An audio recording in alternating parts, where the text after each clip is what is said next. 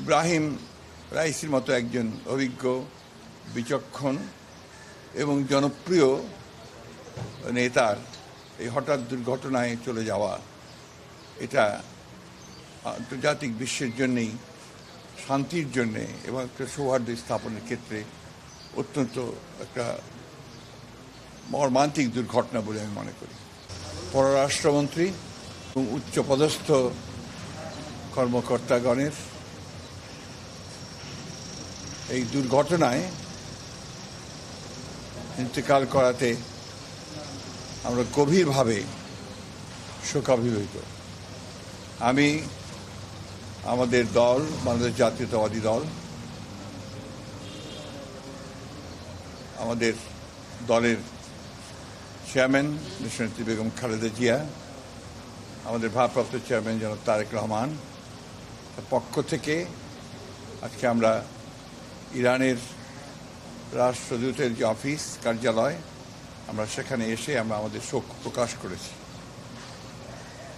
এই মুহূর্তেই যখন বিশ্বে অভিজ্ঞ রাজনীতিকদের খুব বেশি প্রয়োজন, সেই মুহূর্তে ইব্রাহিম রাইসির মতো একজন অভিজ্ঞ, বিচক্ষণ এবং জনপ্রিয় নেতার এই হঠাৎ দুর্ঘটনায় চলে যাওয়া, এটা আন্তর্জাতিক বিশ্বের জন্যেই, শান্তির জন্যে এবং একটা সৌহার্দ্য স্থাপনের ক্ষেত্রে অত্যন্ত একটা মর্মান্তিক দুর্ঘটনা বলে আমি মনে করি। আমরা আমাদের দলের পক্ষ থেকে ইরানের জনগণ, সরকার এবং ইরানের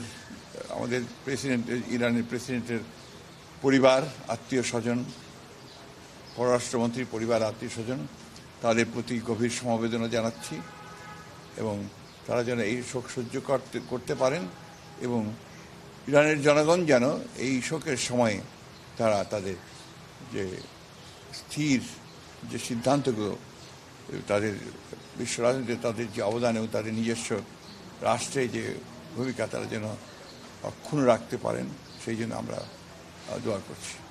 ধন্যবাদ।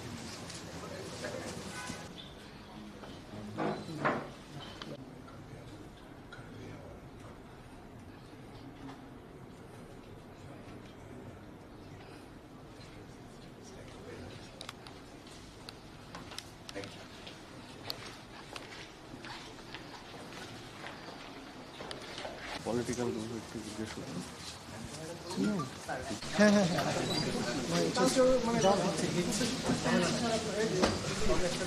বুঝছেন, কালকেও ব্রিফিং থেকে উঠে গেছে, পরে